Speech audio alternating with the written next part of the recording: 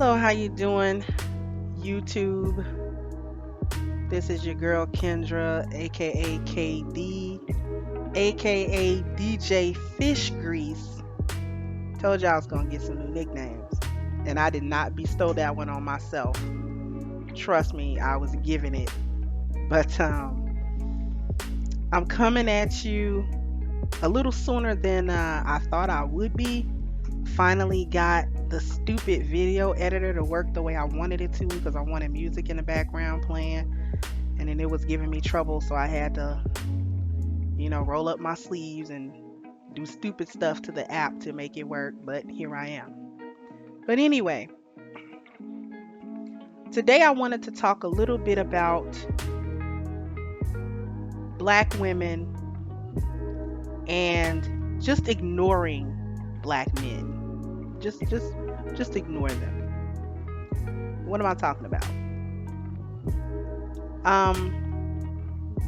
This hasn't been inspired by any particular thing, just something that I usually notice. Notice it all over YouTube, you notice it in real life as well. That black women, among other things, have a narrative.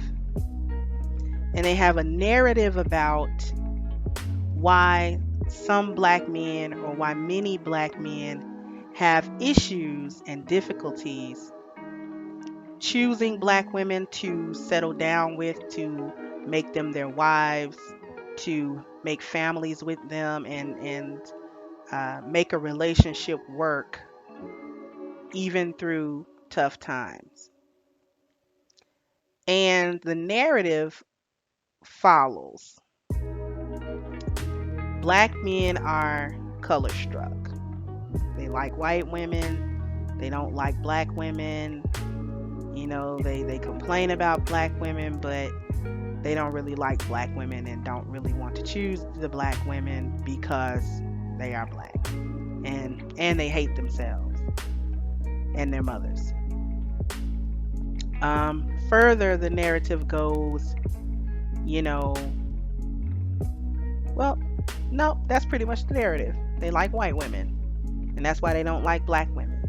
And it's got something to do with colorism and has something to do with not liking dark-skinned black women, and kinky hair black women, and strong black women, and independent black women, and just don't like black women at all. And that's why they don't choose them. That's why, there are very little marriages and very many children out of wedlock and all of these different things. And that narrative has been going pretty strong. It hasn't abated yet. And it's been going strong even in the face of black men coming out more and more to say for themselves exactly why they have the difficulty that they do when it comes time to choose a wife, when it comes time to settle down and choose to build a family with a woman, that they have difficulty choosing black women. Some of them so much so that they are willing to go outside of the race, be that a white woman or a Mexican woman or whatever, an Asian, whatever, doesn't matter. And so this is where ignoring black men comes in, because if the men give you a reason or a list of reasons why they're having such difficulty, and you shoo that reason away in favor of the narrative that you have created for yourself, which puts the blame on them and the onus on them,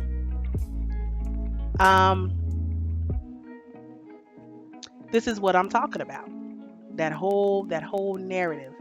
When they've come out to say, and you continue, you're ignoring them. You're ignoring them. So now we can get on to what have they said about why it's difficult to choose black women when it comes down to family. Because notice they don't have problems choosing you to screw. They choose you for that. They choose you for that. And that pretty much goes along with the way men work, because the warm hole and who it's attached to doesn't quite matter when they are kind of on their sowing wild oats type thing and they're not looking for a wife. And then furthermore, they treat you how you have presented yourself. So if you've presented yourself as somebody that's just gonna be that warm hole, but you don't bring much else to the relationship table, well, they'll just say, well, she's not worth having a relationship with. I'll just hit it a couple of times and then I'll move on. So, getting down to what they have said, the number one reason or the number one complaint that the men have had is the overall attitude of black women. And what do I mean by attitude? The attitude where we are rather unfriendly. And the attitude directed towards them specifically. The other thing that they've complained about, and this probably should have been number one. This probably should have been number one. But it ties so closely into it. The non-cooperative nature and the lack of ability to submit or follow a lead. Now, that one actually is really important. It's really important. And I was thinking I would do a separate video, but these topics for me are intertwined. So we'll start with those two things, the attitude and the uncooperative, unsubmissive nature. Now, being who I am, growing up in the hood, in the dirty hood, there is a level of callousness that you need to have, even if you are a female. Because if you are too nice, too accommodating, too amicable, it's easy to target you as a soft target for being bullied if you're younger, or just being harassed either by the other women, or even sometimes the men. So you learn early when you live in the hood to put your hood face on. Put your mean mug on. You walk down the street, kind of got a mean mug, people, so they'll know don't bother you. You don't want to be bothered, and you don't want to be approached. Now, I'm the master of a mean mug. I mean mug the hell out of somebody. I'm rather unsociable. Like, I don't really like socializing. Pretty much an introvert. However, I do find myself in these past few years being more mindful about that mean mugging and that aura when I am interacting with black men.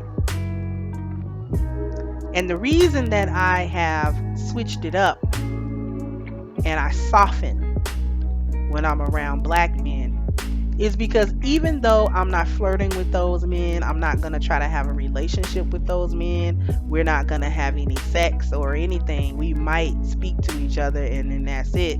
Because I'm talking about in passing, or taking an Uber and the driver happens to be a black man. You go to the store and your cashier happens to be a black man. Or just chance encounters when you are out and about. And I've learned to soften. And the response has been awesome pretty much all the time. And I do that because we as black women have a stereotype that is attached to us. And it's not good. We are known for cussing you out, cuss you the hell out, fighting,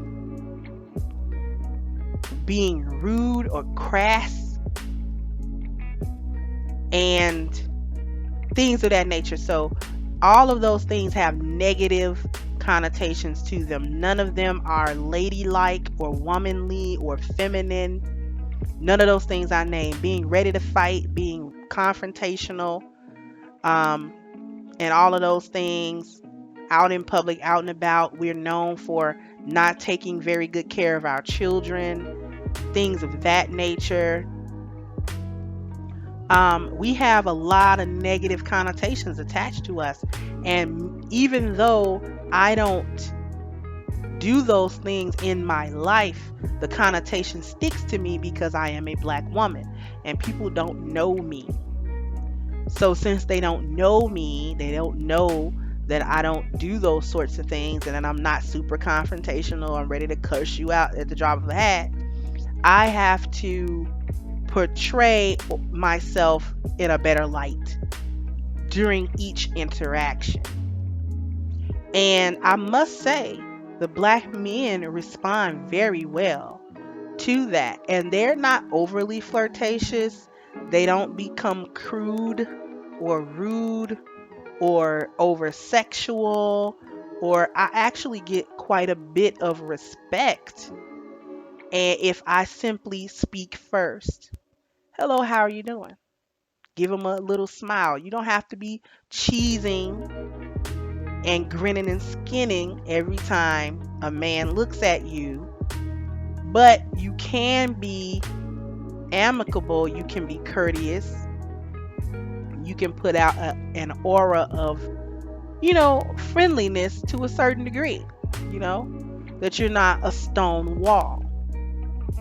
And our men like that because I know, or I can pretty much guess, that the black women that he encounters or the women in his life are probably not giving him a positive vibe. They're probably not interacting with him in a way that he feels respected, or in a way that he feels like he's not having to be completely on the defensive all the time.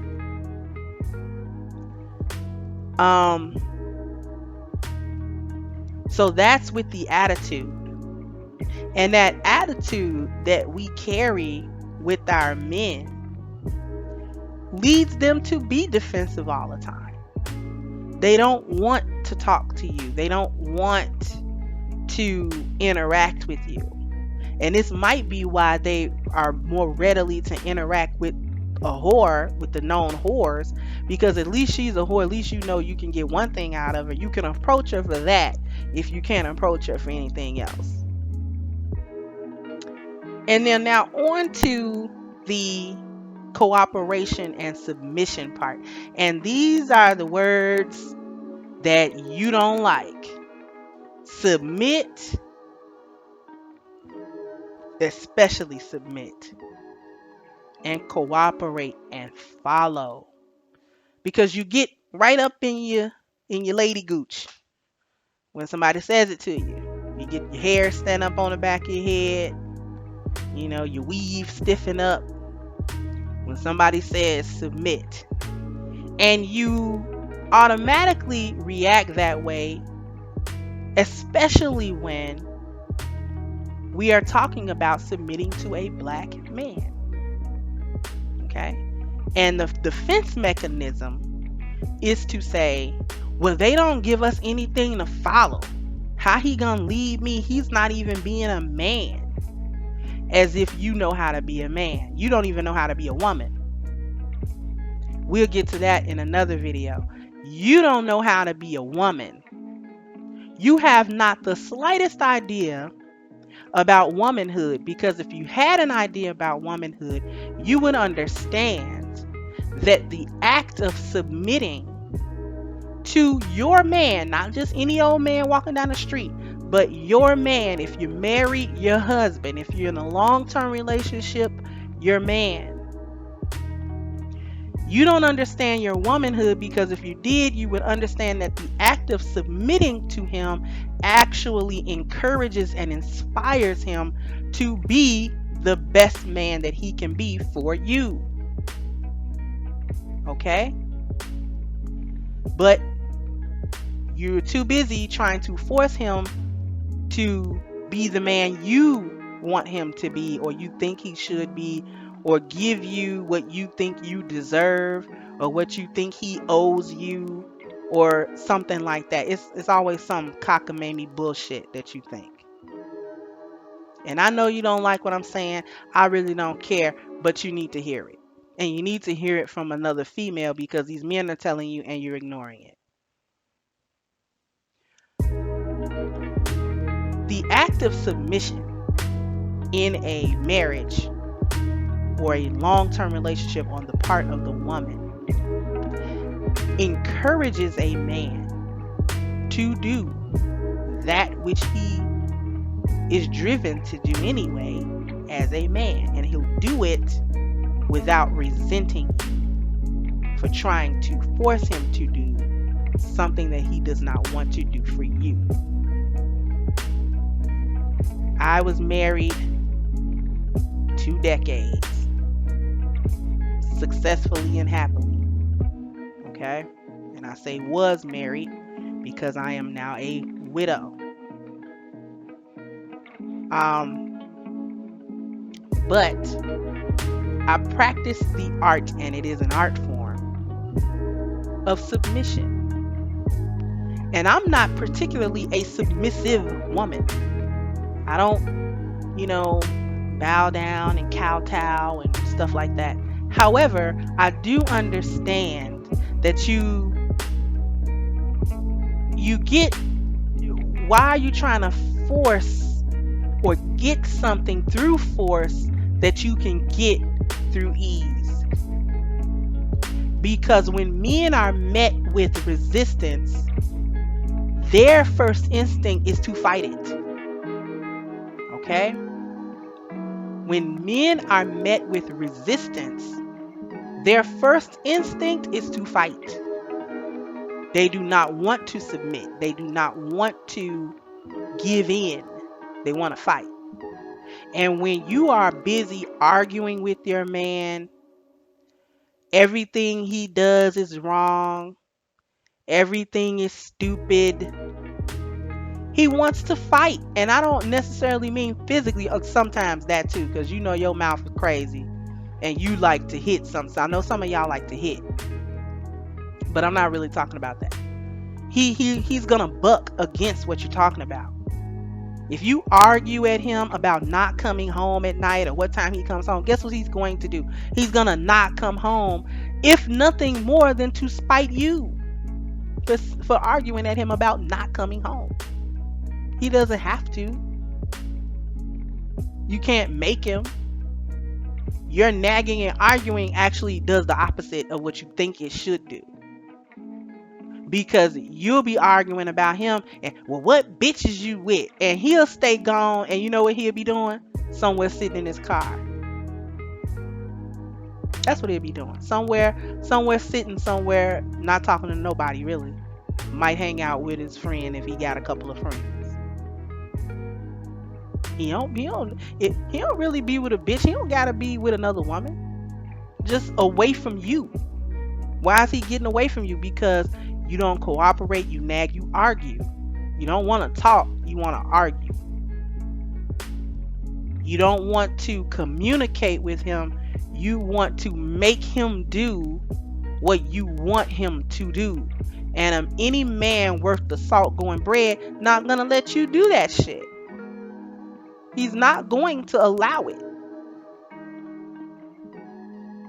There's gonna be a part 2 to this. I can feel it coming, because I'm heating up grease, and I don't know if I got enough time to really say what I want to say in one sitting. But I'll round this particular one off with this, and yeah, it's probably gonna be a part 2 to this one. You're gonna have to learn how to submit, ladies. This is why you can't keep your man. This is why he won't stay. No matter how many kids you shit, he's not gonna stay because of you. Part 2 coming up.